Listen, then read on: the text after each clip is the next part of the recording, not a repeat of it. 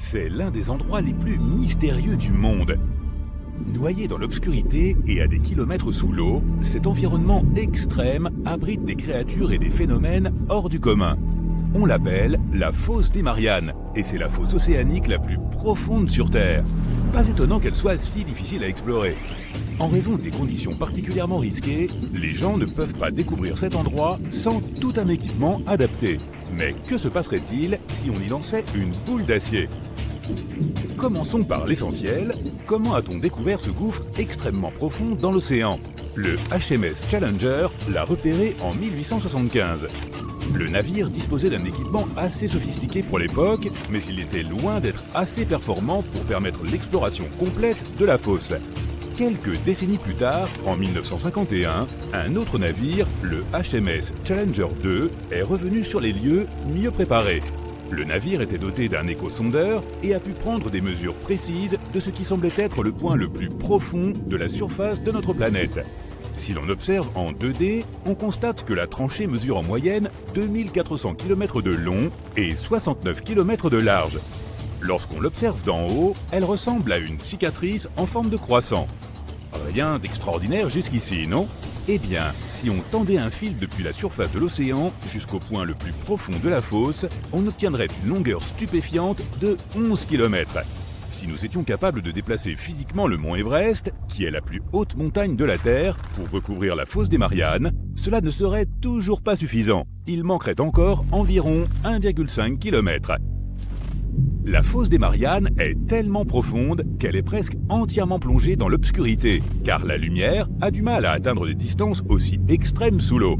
La température n'est pas non plus très accueillante, quelques degrés seulement au-dessus du point de congélation. Mais la caractéristique la plus dangereuse de toutes est la pression de l'eau. Au point le plus profond de la tranchée, elle y est environ 1000 fois supérieure à la pression atmosphérique standard. Très peu de personnes ont déjà tenté de descendre dans la fosse des Mariannes. En fait, la première tentative organisée a eu lieu il y a plus de 60 ans. Elle a été réalisée par Jacques Piccard et Don Walsh dans un submersible.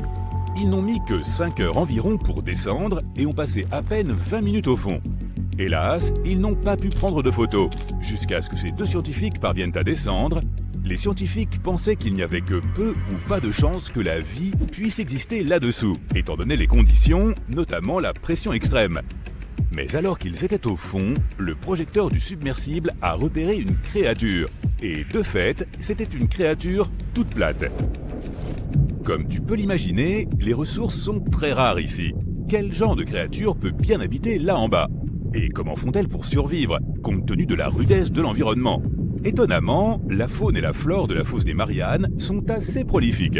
Certaines de ces créatures se nourrissent de substances chimiques pour survivre, comme le méthane ou le soufre, tandis que d'autres types de poissons s'alimentent de créatures marines plus faibles qu'eux dans la chaîne alimentaire.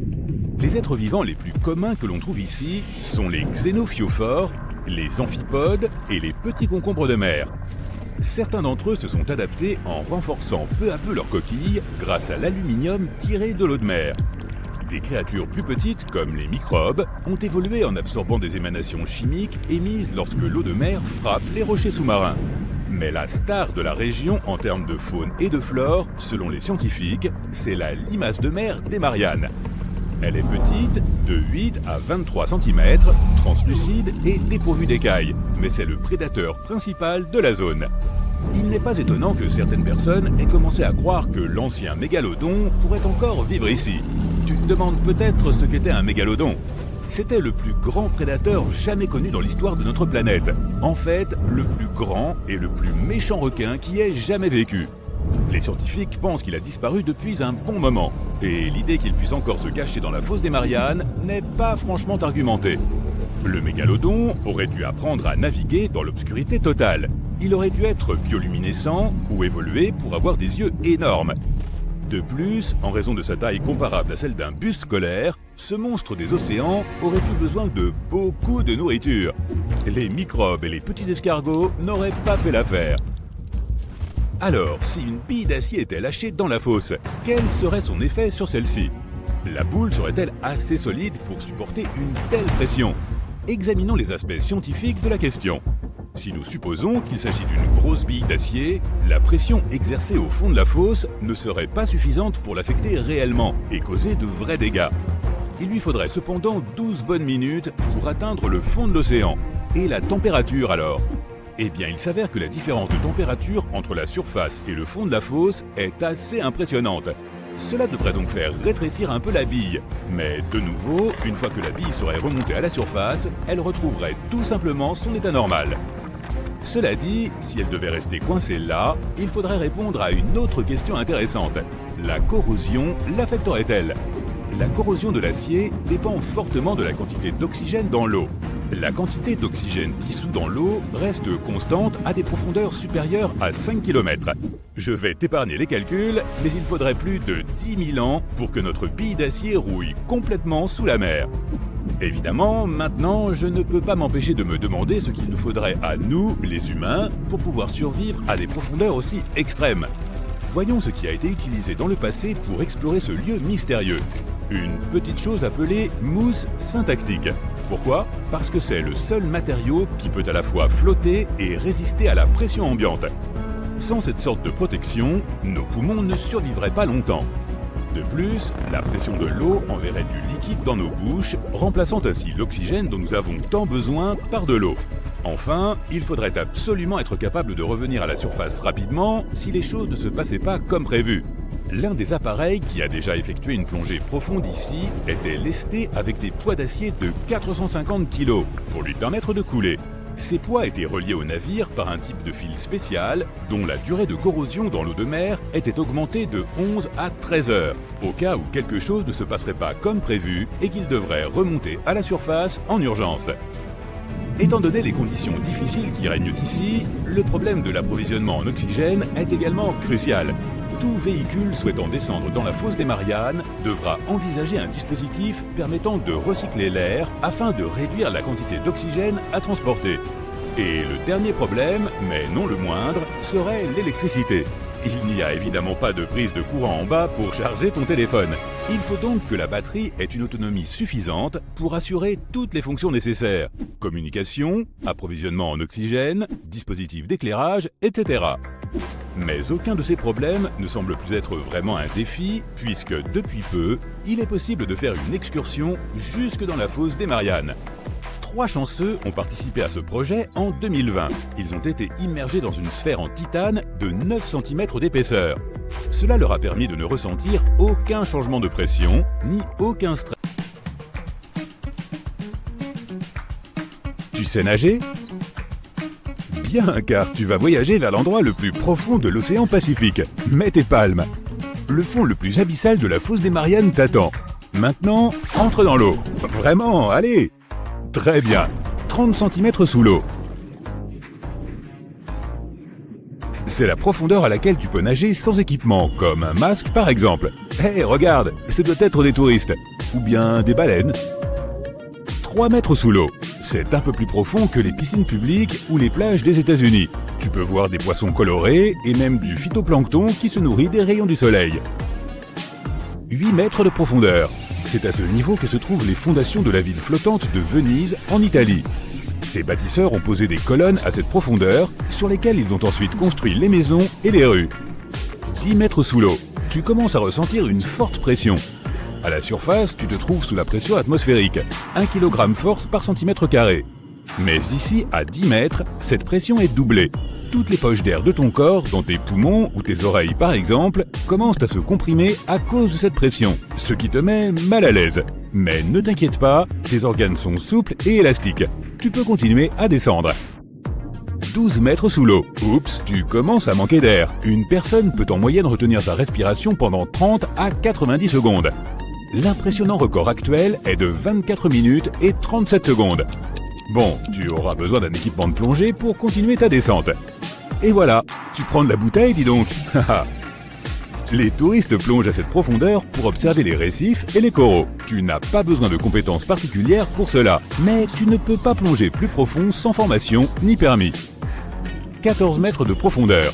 Fais attention, des requins nagent par ici à la recherche de nourriture. Parfois, les touristes descendent à cette profondeur dans une cage sécurisée pour voir ces bêtes de près. Il vaut mieux rester à l'écart de ces prédateurs et ne pas attirer leur attention. Assure-toi donc de ne pas porter de bijoux brillants. Les requins adorent ce genre de choses. 19 mètres sous l'eau. À cette profondeur, tu pourrais voir le laboratoire Aquarius Reef Base de Floride. Il s'agit d'un bâtiment entier avec des pièces pour explorer les fonds marins, le tout accessible par une trappe. 32 mètres de profondeur. Tu vois une étrange cloche suspendue à une chaîne. Les gens utilisaient cet objet pour plonger en eau profonde il y a environ 400 ans.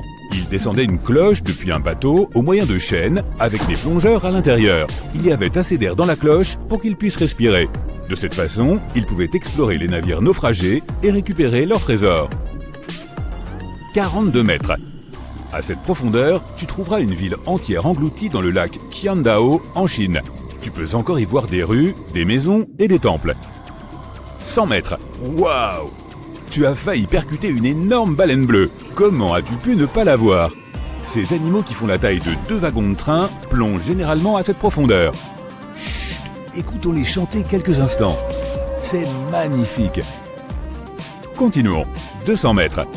C'est là qu'une grande partie de la vie océanique s'arrête. Les rayons du soleil pénètrent à peine plus bas. Au-dessous, il n'y a plus que des poissons très étranges comme cette baudroie que tu vois là. S'ils sont si bizarres d'aspect, c'est parce qu'ils ont dû s'adapter à la haute pression qui règne ici. 214 mètres sous l'eau. Après ça, tu ne verras plus un seul humain sans équipement de plongée. Cet homme détient le titre de l'homme le plus profond du monde, car il est le seul à avoir réussi à atteindre une telle profondeur. La pression de l'eau sur son corps à ce niveau était 20 fois supérieure à celle qu'on trouve à la surface. 300 mètres. C'était quoi ce bruit? Oh là, un sous-marin! C'est la profondeur maximale à laquelle ils peuvent descendre. Certains d'entre eux peuvent atteindre une vitesse de 42 km/h. Fait amusant, une autruche peut courir 2 fois plus vite, mais elle ne sait pas nager. 332 mètres. Tu peux dire au revoir à ce plongeur, tu n'en verras pas au-delà de ce point. Le record du monde a été établi dans la mer Rouge. Il n'a fallu que 12 minutes au plongeur pour atteindre cette profondeur. Mais il lui a fallu 15 heures pour revenir à la surface, afin d'éviter l'accident de décompression. Alors maintenant, tu enfiles ta combinaison de plongée profonde. Elle est complètement étanche et tu ne sentiras pas la pression incroyablement forte de l'eau sur ton corps. 443 mètres. Si tu mettais l'Empire State Building dans l'eau, son extrémité se trouverait ici. Et toute la moquette à l'intérieur serait mouillée. 700 mètres sous l'eau. La pression de l'eau ici est 70 fois plus élevée qu'à la surface. Les parties en plastique souple de ta combinaison ne peuvent pas résister à ce genre de pression. Mais une livraison d'urgence arrive. C'est un submersible de grande profondeur. Maintenant, tu peux continuer à descendre jusqu'au fond. 830 mètres. Ici, tu verrais la pointe du plus haut bâtiment du monde, le Burj Khalifa. Mais qui donc s'amuse à mettre tous ces immeubles dans l'eau? 1641 mètres.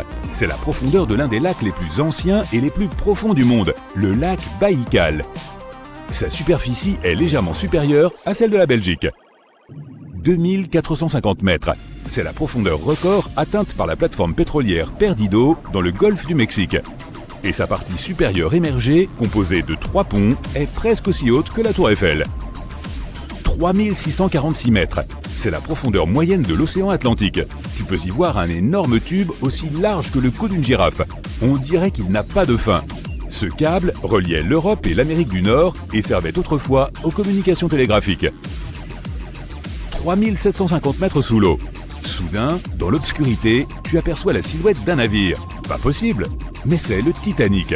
La pression intense de l'eau écraserait complètement une personne à cette profondeur. Tu ne peux donc plonger jusqu'au Titanic que dans un sous-marin. 4000 mètres.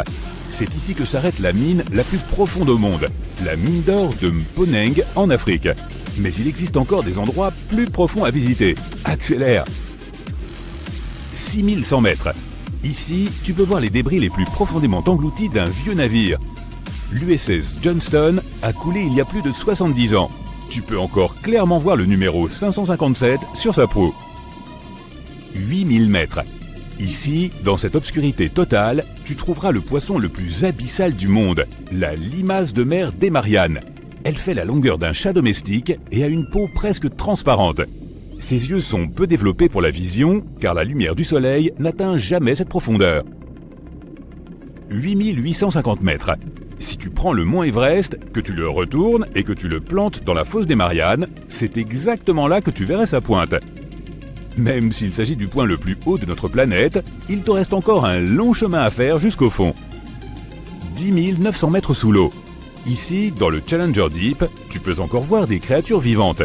Mais tu auras besoin d'un microscope pour cela. Les bactéries qui vivent ici se nourrissent de molécules organiques similaires au pétrole. Un peu plus profond. Félicitations, tu viens de toucher le fond. Tu te trouves à 11 000 mètres de profondeur. La pression ici est 1071 fois plus élevée qu'à la surface. Mais tu n'es pas la première personne à être venue ici. L'une des dernières expéditions au fond de la fosse des Mariannes a eu lieu en 2012. Un cinéaste américain y est descendu dans un sous-marin qu'il avait lui-même conçu. Mais la pression a cassé certains moteurs, il lui a donc été difficile de manœuvrer. Le sonar a lui aussi été endommagé et certaines des batteries se sont vidées. Il est resté dans le Challenger Deep pendant environ 3 heures et a pris de nombreuses photos et vidéos. Si tu regardes attentivement le fond lui-même, tu peux voir des bulles. C'est du dioxyde de carbone et du soufre liquide. Le dioxyde de carbone est liquide ici à cause de la pression extrême et de la température proche du point de congélation. Mais il y a encore de la vie ici, dans ces conditions plus que difficiles. Les 3 micro-organismes les plus courants sont les xénophyophores, les amphipodes et les petits concombres de mer. S'il y en a si peu, c'est qu'il n'y a pas beaucoup de nourriture ici. Généralement, on trouve beaucoup de feuilles de palmier au fond de l'océan. Elles descendent de la surface jusqu'ici. Mais la fosse des Mariannes est à 200 km des îles les plus proches. Donc la seule nourriture qu'on trouve, c'est du vieux plancton et des écailles de poissons provenant des couches supérieures de l'océan. Mais ils doivent parcourir des milliers de mètres avant que les habitants des fonds marins puissent s'en nourrir. Tu voudrais aller encore plus profond à l'intérieur de la croûte terrestre ? Dans ce cas, tu devras dégainer ta foreuse géante et allumer tes moteurs à réaction. Si tu descends encore de 60 km à travers la croûte terrestre, tu trouveras sa limite. Tu es maintenant dans le manteau supérieur. C'est un océan de lave chaude profond de 2900 km. Tu devras le traverser à la nage pour atteindre le noyau externe. Bonjour, bonjour. Tu sais où se trouve l'endroit le plus profond du monde ? Je pense que c'est dans l'océan Pacifique, ici, près des Philippines et de la Papouasie-Nouvelle-Guinée. C'est la fameuse fosse des Mariannes. Alors prenons un mètre à ruban, un qui est très long, et attachons son extrémité à la surface du bateau. Maintenant, on retient notre souffle et on saute dans l'eau. Des poissons et des animaux marins nagent à proximité. Nous descendons plus bas dans les profondeurs et dans l'obscurité totale. Et après plusieurs heures, nous atteignons Challenger Deep. Le ruban à mesurer indique une profondeur de 11 000 mètres. Waouh! La célèbre fosse des Mariannes n'est pas l'endroit le plus profond de la Terre comme tout le monde le pensait. Le forage profond de Kola, situé dans la région de Mourmansk, en Russie, la dépasse de loin. Et les scientifiques y ont découvert quelque chose d'inhabituel et de sinistre. Lorsque les géologues ont foré le trou, ils ont pu atteindre la profondeur de 14,5 km. Et puis, ils ont rencontré des vides. Les scientifiques à la surface ont été surpris et se sont demandé ce qu'il en était. Alors, ils ont décidé de descendre un microphone et des dizaines d'autres capteurs dans ces vides. La température en bas s'est avérée être d'environ 1100 degrés Celsius. Et le microphone a enregistré quelque chose qui ressemblait à des gémissements et des cris humains. Beaucoup de gens ont pensé que les scientifiques avaient été en mesure de forer dans le monde souterrain. Les personnes à la surface étaient choquées et commençaient à paniquer. Mais soudain, une créature inconnue a sauté hors du tuyau de forage. Elle ressemblait à une chèvre noire qui marchait sur ses pattes arrière. Son corps était enveloppé de flammes noires. La créature est sortie de ses profondes cavités et s'est enfuie dans une direction inconnue. Ok, attends, ce ne sont que des mythes qu'un journal a publié le 1er avril en guise de poisson d'avril. Mais beaucoup de gens y ont cru. Ils ont cru que les scientifiques travaillant sur le forage avaient ouvert un portail vers l'au-delà. Et que maintenant, d'horribles créatures d'un autre monde étaient libérées de leur emprisonnement. Mais comme pour tout mythe, il y a une part de vérité. Plus les scientifiques foraient profondément, plus la température augmentait. À 5 km de profondeur, il faisait 70 degrés Celsius. À 7 km, la température était de 120 degrés Celsius. Et à la profondeur maximale de 12 km, les capteurs ont enregistré une température de 212 degrés Celsius. Un jour, des scientifiques ont entendu une forte explosion sous terre. Ils ont arrêté de travailler et tout le monde a essayé de trouver ce qui avait causé une explosion si forte. Mais il n'y avait apparemment rien. Après un certain temps, ils ont continué à forer plus profondément et à la même profondeur, aucun accident ne s'est produit. Le forage a commencé en mai 1970. Ils ont passé les premiers 7 km assez facilement. Et c'était principalement de la roche granitique dure. C'était comme forer à travers un mur dur. Mais ensuite, leur foreuse est entrée dans des couches plus molles et le puits du trou a commencé à s'effriter. C'était comme forer dans du sable mouillé. Chaque fois que les ouvriers sortaient la foreuse, le trou risquait de s'effondrer sous son propre poids. Comme cela a fini par arriver, les scientifiques ont choisi une nouvelle direction pour forer. Et tu sais ce qui est intéressant ? Au final, la carte de l'ensemble du puits ne ressemblait pas à une poutre droite de haut en bas, mais à un tronc d'arbre, qui divergeait ensuite en de nombreuses racines. 9 ans plus tard, les scientifiques atteignent la profondeur de 9500 mètres et ont battu le record du monde du forage le plus profond. En 1983, ils sont allés à un autre 2400 mètres en profondeur. Après une brève pause dans le travail, il y a eu un accident. Une partie de la foreuse s'est détachée du corps principal et est restée dans le trou de forage. Pendant plusieurs mois, les scientifiques ont essayé d'extraire la foreuse, mais rien n'a fonctionné. Et ils ont dû retourner à la profondeur de 7 km et recommencer. La foreuse était divisée en sections et une telle unité ne pouvait durer qu'environ 4 heures avant d'être remplacée. En termes de profondeur, cela ne représentait qu'environ 10 mètres de forage. Ensuite, la foreuse a été remontée à la surface, remplacée et redescendue. En moyenne, la vitesse de forage était d'environ 60 mètres par mois, ce qui correspond à un immeuble de 20 étages. En 1990, 20 ans après le début des travaux, les scientifiques ont atteint la profondeur finale de 12 262 mètres. Cela équivaut à 100 terrains de football. Et après un autre accident, les travaux se sont arrêtés. Le Guinness World Records a enregistré le forage profond de Kola comme le forage le plus profond du monde. C'est comme le mont Everest plus 9 Empire State Buildings encore au-dessus.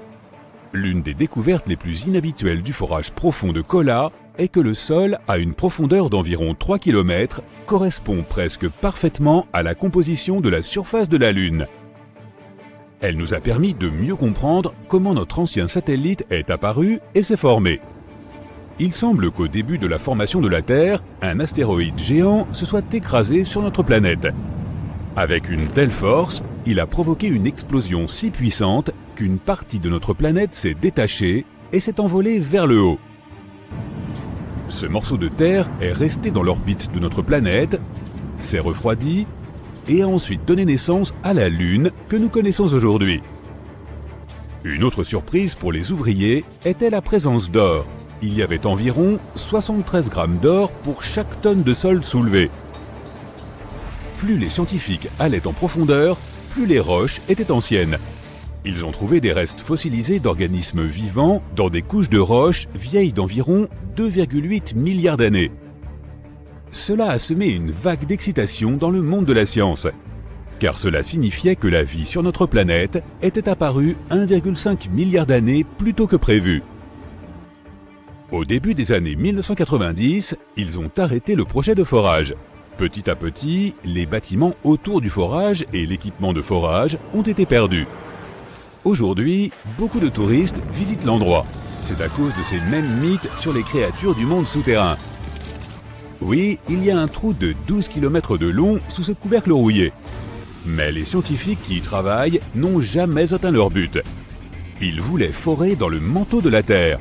Mais pour ce faire, ils auraient dû creuser jusqu'à une profondeur d'environ 70 km. À raison de 60 mètres par mois, cela aurait pris jusqu'à 80 ans, en supposant qu'aucun accident ne se produise. Mais plus on descend, plus c'est intéressant. Il y a quelques années, ils ont trouvé une énorme quantité d'eau dans les profondeurs. À environ 600 km de profondeur, il y a un océan substantiel vieux de plusieurs milliards d'années. Et la quantité d'eau qui s'y trouve est plusieurs fois supérieure à celle de tous les océans, mers et rivières réunis à la surface de la Terre.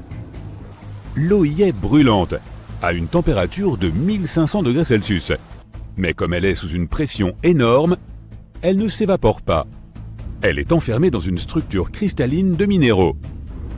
Cet océan s'est formé au premier stade du développement de notre planète, lorsqu'il n'y avait que de la lave chaude et des débris de corps spatiaux. Mais la chose la plus excitante que tu puisses trouver en forant est les organismes vivants. Ils sont là, isolés depuis des milliards d'années, et ils peuvent nous donner un indice sur la façon dont la vie est apparue en premier lieu. Les scientifiques de l'Antarctique ont créé un forage similaire. Un lac entier, la moitié de la taille du lac Ontario, a été découvert sous l'épaisse glace. La quantité d'eau de ce lac est seulement 3,5 fois moins importante que celle du lac Baïkal, le plus grand lac de la Terre en volume. La glace qui cache ce lac a au moins 20 000 ans. Et l'eau qui se trouve en dessous a été isolée du monde extérieur pendant environ 15 millions d'années. Lors d'un forage, les scientifiques ont soulevé un morceau de glace dans les profondeurs et y ont trouvé une bactérie inconnue. Son code génétique n'était similaire qu'à 86% aux organismes vivants connus. Cela signifie que nous n'avons jamais vu une bactérie comme celle-ci auparavant, ou qu'elle venait de l'espace. Mais ce n'est qu'une théorie. Nous savons que ces bactéries peuvent vivre dans des conditions inhabituelles et à des températures de l'eau inférieures au point de congélation. La composition de l'eau des lacs souterrains est également différente de celle à laquelle nous sommes habitués. Il y a beaucoup plus d'oxygène et de dioxyde de carbone. Ajoute à ces conditions un isolement complet et nous obtenons des organismes vivants qui se sont développés et ont évolué d'une manière complètement différente. Comprends-tu ce que cela signifie ? L'étude des organismes profonds peut nous donner un indice sur la possibilité que la vie existe sous la glace d'autres planètes ou de leur lune. Par exemple, Encelade, la lune de Saturne, a une couche de glace de 40 km d'épaisseur. Il pourrait y avoir un océan en dessous qui est chauffé par des sources thermales. C'est tout pour aujourd'hui. Et les amis, n'oubliez pas, devenons plus intelligents chaque jour avec Sympa. Tu veux faire un high five à une créature marine ? Eh bien, lève ta nageoire, ou plutôt ta main, pour le poisson à main rouge de Tasmanie. Ce poisson ne nage pas, il marche. Il utilise ses mains en forme de nageoire pour se promener sur le fond de l'océan, et il est très souvent dérangé par les nageurs et les bateaux. Certaines personnes veulent même les rapporter comme animaux de compagnie, mais il vaut mieux leur faire un simple signe de la main et continuer à nager. Le vampire des abysses. Son nom scientifique est Vampiroteuthis infernalis, ce qui se traduit par calmar vampire de l'enfer. Rien que ça. Ce calmar semble avoir pour but de terrifier tout le monde avec son nom, sa couleur rouge foncé, ses pics et le fait effrayant qu'il peut se retourner de l'intérieur comme une chaussette. Il adore se donner en spectacle, mais il est aussi inoffensif qu'un chaton pour les humains. C'est comme si Dracula te faisait peur, mais qu'il n'avait pas de croc pour sucer le sang. Le vampire des abysses se nourrit de particules alimentaires provenant de plantes et de matières animales flottant près de la surface de l'océan. Comme ce n'est pas un prédateur, il a besoin d'une stratégie défensive efficace. Et son apparence vampirique est conçue pour éloigner les grosses créatures qui veulent le manger. Se rétracter est aussi un mécanisme défensif car les zones hérissées de la peau intérieure sont plus intimidantes. Il expulse également une substance qui n'a pas de couleur mais qui est remplie de particules bioluminescentes pour distraire les prédateurs. Le marsouin du Pacifique. Partir en croisière au large des côtes du Mexique semble être la recette des vacances parfaite. Le soleil, l'eau turquoise, la créature marine la plus menacée. Attends, quoi ? Le marsouin du Pacifique n'est pas dangereux, mais ne t'attends pas à ce qu'il reste dans les parages pour dire bonjour ou signer des autographes. Il est incroyablement timide. Cette petite vache, qui est la signification de son nom en espagnol, vaquita, est un minuscule mammifère marin. Avec ses marques noires autour des yeux, elle ressemble plutôt à un panda des mers. En voir un est une chance. Ils sont au bord de l'extinction, surtout parce qu'ils se prennent accidentellement dans les filets de pêche. On estime qu'il n'en reste que 10 à l'état sauvage. Le dragon bleu. Cette petite créature a l'air de sortir d'un film fantastique pour enfants. Il s'agit du Glaucus atlantique, appelé aussi dragon bleu ou hirondelle de mer, que l'on peut trouver dans les océans Atlantique, Pacifique et Indien. C'est une sorte de mollusque et il ne mesure que 3 cm de long. Ce que tu crois être son dos est en fait le ventre brillant du mollusque. Il flotte régulièrement sur le dos pour que ses couleurs bleues l'aident à se camoufler dans les vagues. Le dragon bleu n'est pas seulement joli, il est aussi intelligent. Il se nourrit généralement de la galère portugaise, également connue sous le nom de physalie. Le dragon bleu stocke les cellules urticantes de cette dernière pour les utiliser plus tard. En quelque sorte, il vole ainsi ses mécanismes défensifs. Lorsque le dragon bleu est menacé, il libère les cellules urticantes qu'il a stockées et les dirige vers l'ennemi pour le piquer avec une puissance supérieure à celle de la physalie. Comme il peut stocker une énorme quantité de cellules urticantes, il peut être une menace pour les humains. Alors si tu en vois un, ne le ramasse pas, il est préférable de l'admirer de loin. Le revenant vit dans les océans Atlantique, Pacifique et Indien. Tu te demandes peut-être pourquoi un poisson a une tête transparente. C'est une bonne question. Depuis que l'espèce a été découverte en 1939, on croyait que ce poisson était doté de tels yeux pour voir droit devant lui sans pouvoir faire aucun mouvement. On supposait donc que sa vision était un tunnel. Mais les scientifiques Bruce Robinson et Kim Reisenbichler de l'Institut de recherche de l'aquarium de Monterey Bay ont récemment découvert que le poisson peut déplacer ses yeux verticalement au travers du haut de sa tête translucide et ainsi remarquer s'il y a des prédateurs ou des proies à proximité. La tête transparente permet aussi à plus de lumière d'entrer pour qu'il puisse mieux détecter les proies. On pense que le revenant se nourrit de méduses et de petites espèces de poissons. Si tu plonges dans l'océan la nuit, tu auras peut-être la chance de voir comment le corallimorphe boule orange s'épanouit dans l'obscurité. Mais assure-toi d'être rapide, car dès que tu allumeras ta lampe de poche pour le regarder, il rétractera ses tubes à l'intérieur. Le mégalodon. Le requin-baleine n'est pas le plus grand requin connu des humains. Si toutes les espèces de requins formaient un royaume, le mégalodon préhistorique en serait le souverain incontesté. Le mégalodon parcourait l'océan il y a très longtemps. Il y a environ 15,9 à 2,6 millions d'années entre le début du Miocène et la fin du Pliocène. Bien qu'il ait disparu depuis longtemps, les gens sont toujours étonnés d'apprendre l'existence de ces gigantesques créatures marines. Le mégalodon pouvait atteindre une longueur de 14 à 18 mètres et ses mâchoires de plus de 1,8 mètre de large. Un fossile d'une dent ayant appartenu à un mégalodon mesurait 18 cm. Il est rassurant de savoir que ces animaux ont disparu depuis longtemps, mais il y a encore des aventuriers qui espèrent rencontrer ce monstre un jour. La pieuvre Dumbo. Cette adorable créature, ou effrayante créature, tout dépend de la façon dont tu la vois, est officiellement appelée Grimpotetis. Plus simplement, on l'appelle la pieuvre Dumbo, du nom du personnage de Disney.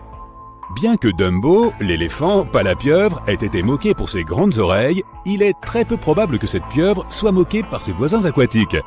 Ce sont les pieuvres les plus profondes, qui vivent dans les profondeurs les plus abyssales de la mer, et tu sais à quel point cet endroit est effrayant.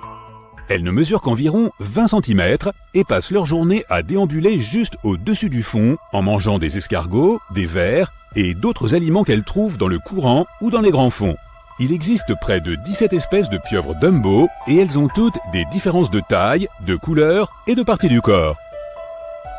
Si tu ne te lasses pas des animaux étranges, tu seras heureux d'apprendre que les profondeurs de la mer ont à peine été explorées par les humains. Alors garde l'œil ouvert. D'autres animaux fascinants des profondeurs seront certainement découverts à l'avenir. L'ange de mer. Ces créatures marines ont l'air plutôt mignonnes, mais leur régime alimentaire, lui, ne l'est pas. Leur nourriture préférée sont les papillons de mer. Ils leur tendent des pièges à mucus et les attendent pour les prendre en embuscade. La crevette anémone squat. Cette crevette est minuscule, elle ne mesure que 1,3 cm de long. Elle est aussi connue sous le nom de crevette danseuse à cause de son comportement particulier. Lorsqu'elle est agitée, elle soulève son derrière au-dessus de sa tête et fait une petite danse. Les plongeurs disent aussi qu'elle saute volontiers sur leurs mains et les nettoie. Le crabe de cocotier. ce crustacé peut sembler assez effrayant, surtout lorsque le soleil se couche. Les crabes de cocotier adultes mesurent environ 90 cm de long. Ils ressemblent à des Bernard l'ermite qu'on aurait laissé grandir. Leur nourriture préférée est la noix de coco, mais ils peuvent aussi chasser des lézards et même de grands oiseaux. L'avocette ruban. L'avocette ruban est une créature mince et longue qui reste un mystère pour les scientifiques marins.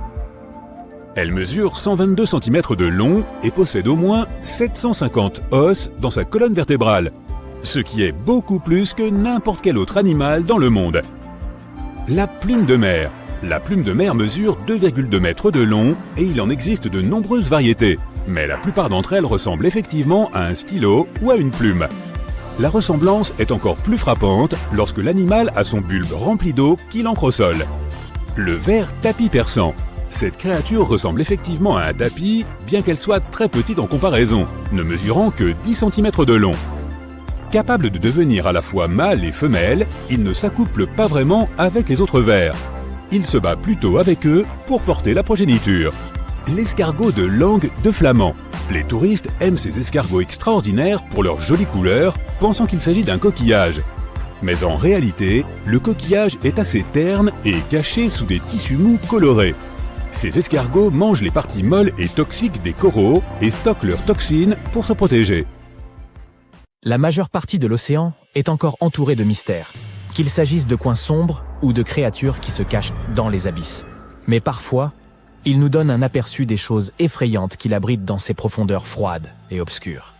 Par exemple, lorsque tu entends aux nouvelles que des créatures des profondeurs se sont échouées sur le rivage après la dernière tempête, certaines ont juste l'air bizarres, tandis que d'autres sont de véritables monstres d'épouvante qui vivent à plus de 1000 mètres de profondeur. Les parties les plus froides et les plus profondes de l'océan ont engendré un phénomène spécifique que l'on nomme gigantisme. Ainsi, les araignées de mer, les calmars, les vers et de nombreux autres animaux, principalement des invertébrés, c'est-à-dire des créatures dépourvues de colonne vertébrale, sont tous beaucoup plus gros et effrayants que les versions que nous observons dans les zones moins profondes. Dans les profondeurs du Pacifique, on peut trouver une éponge de mer aussi grande qu'un monospace, ou encore le Mesonychotetis hamilton ou calmar colossal, qui vit dans les eaux subantarctiques et qui est près de 14 fois plus long que l'encornet minami ou Nototodarus sloani, un type de calmar qui vit principalement au large de la Nouvelle-Zélande. Les chercheurs ont trouvé quantité de ces monstres sous-marins dans la zone abyssale de l'océan, entre 4000 et 6000 mètres de profondeur. En 2021, les chercheurs sont parvenus à ramener des images de la méduse fantôme géante. Elle se trouvait à une profondeur de 1000 mètres et ses tentacules s'étendaient sur 10 mètres de long. Je n'aimerais pas tomber là-dessus à la plage. Elle ne se nourrit probablement que de petits poissons et de plancton. Mais elle peut nager jusqu'à des profondeurs de plus de 6500 mètres. Et là-bas, cette méduse géante ne trouve pas assez de nourriture. Comment survit-elle alors? Les scientifiques n'ont pas encore trouvé la réponse à cette question. Et il y a encore davantage d'interrogations au sujet du calmar géant, le plus grand membre de son espèce jamais découvert. Ce monstre mesure 13 mètres de long et pèse près d'une tonne. Imagine que ses tentacules se saisissent de ta voiture ou de tout objet de ce genre. Ils l'écraseraient comme s'il s'agissait d'un jouet. Il n'y a pas la moindre lumière dans les abysses, car les rayons du soleil ne peuvent pas pénétrer aussi profondément. Il ne s'y trouve donc pas d'algues ni de plantes sous-marines. La faune locale se nourrit donc principalement de neige. La neige marine n'est pas comme celle que l'on utilise pour faire des bonshommes de neige. Il s'agit de tous les petits débris ou détritus qui pleuvent de la surface de l'océan, peut-être même des restes que les prédateurs n'ont pas pu terminer là-haut. Ce n'est donc pas grand-chose. Mais apparemment, cela suffit aux créatures qui se cachent dans les profondeurs, comme les calmars géants. Les calmars qui vivent en général à de telles profondeurs ne se donnent pas la peine d'aller chercher leur proie. Ils attendent simplement que le pauvre animal nage jusqu'à leurs longs tentacules et tombe dans le panneau. Ce n'est peut-être pas la technique la plus efficace, car peu d'animaux se risquent à nager dans ces zones sombres et froides. Mais cette méthode permet d'économiser de l'énergie. Un calmar géant n'ingère qu'environ 30 grammes de poisson par jour, ce qui représente environ 45 calories. C'est près de 50 fois moins de calories que ce qu'une personne moyenne devrait consommer par jour. Ainsi, lorsqu'un calmar prend un poisson, il le garde pour quelques jours. On espère que les calmars géants n'auront pas l'idée de remonter à la surface pour chercher de la nourriture quand il n'y en aura plus assez dans les abysses. Et on souhaite ardemment que les requins géants du Groenland, encore plus nombreux, n'auront pas la même idée. On les trouve à des profondeurs allant jusqu'à 2200 mètres. Ils nagent 3 fois plus lentement que nous ne nous déplaçons à pied, soit une vitesse d'1,2 km par heure.